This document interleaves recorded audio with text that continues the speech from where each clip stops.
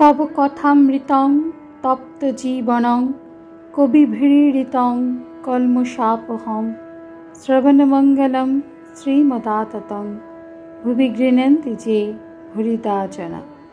नमस्कार, अमृतबाणी चैनेले आपनादेर सकलके स्वागत।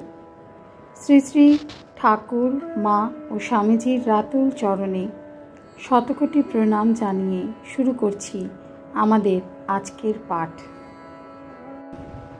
श्री रामकृष्ण और श्रीजुक्त बंकिम प्रथम परिच्छेद।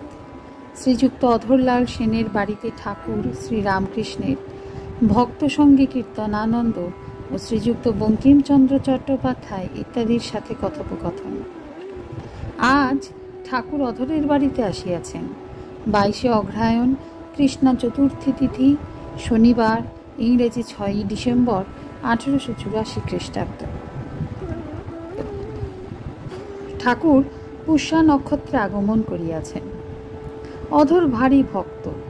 तिनि डेपुटी मैजिस्ट्रेट। बयक्रम 29-30 बत्सर हইবে। ठाकुर ताहाके अतिशय भालोबासेन। अधरेरও की भक्ति।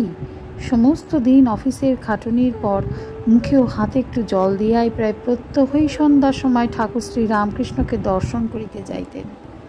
ताहार बाड़ी शोभाबाजार बेनीटोला। सेखान हইতে दक्षिणेश्वर कालीबाड़ीते ठाकुरेर काছে गाड़ी करिया जाइतेन। এইরূপ প্রত্যহ প্রায় 2 টাকা গাড়ি ভাড়া দিতেন। কেবল ঠাকুরকে দর্শন করিবেন এই আনন্দ। তাহার শ্রীমুখের কথা শুনিবেন এমন সুবিধা প্রায় হইত না। পৌঁছাইয়াই ঠাকুরকে ভূমিষ্ঠ হইয়া প্রণাম করিতেন। কুশল প্রশ্নাদির পর তিনি মা কালীকে দর্শন করিতে যাইতেন। পরে মেঝেতে মাদুর পাতা থাকিত, সেখানে বিশ্রাম করিতেন। ঠাকুর নিজেই তাহাকে বিশ্রাম করিতে বলিতেন। অধরের শরীর পরিশ্রমের জন্য এত অবসন্ন থাকিত যে তিনি অল্পক্ষণের মধ্যে নিদ্রাভিভূত হইতেন। রাত্রে 9টা-10টার সময় তাহাকে উঠাইয়া দেওয়া হতো। তিনিও উঠিয়া ঠাকুরকে প্রণাম করিয়া আবার গাড়িতে উঠিতেন। তৎপরে বাড়িতে ফিরিয়া যাইতেন। অধর ঠাকুরকে প্রায় শোভাবাজারের বাড়িতে লইয়া যাইতেন। ঠাকুর আসিলে তথায় উৎসব পড়িয়া যাইত। ঠাকুর ও ভক্তদের লইয়া অধর খুব আনন্দ করিতেন ও নানা রূপে তাহাদিগকে পরিতোষ করিয়া খাওয়াইতেন। একদিন ঠাকুর তাহার বাড়িতে গিয়াছেন। অধর বলিলেন, আপনি অনেক দিনই বাড়িতে আসেন নাই। ঘর মলিন হইয়াছিল, যেন কি একরকম গন্ধ হইয়াছিল। আজ দেখুন ঘরের কেমন শোভা হয়েছে, আর কেমন একটি সুগন্ধ হইয়াছে। আমি আজ ঈশ্বরকে ভারী ডেকেছিলাম, এমনকি চোখ দিয়ে জল পড়েছিল। ঠাকুর বলিলেন, বলো কি গো?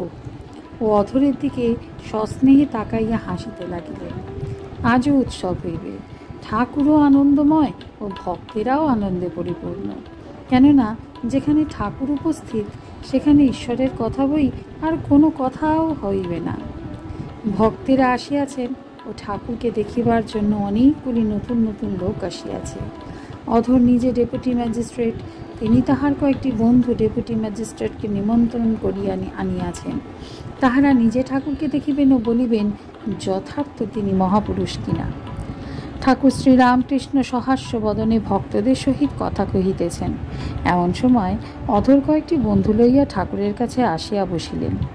অধর বঙ্কিমকে দেখাইয়া ঠাকুরের প্রতি, মহাশয়, ইনি ভারী পণ্ডিত, অনেক বইটই লিখেছেন, আপনাকে দেখতে এসেছেন। ইহার নাম বঙ্কিম বাবু।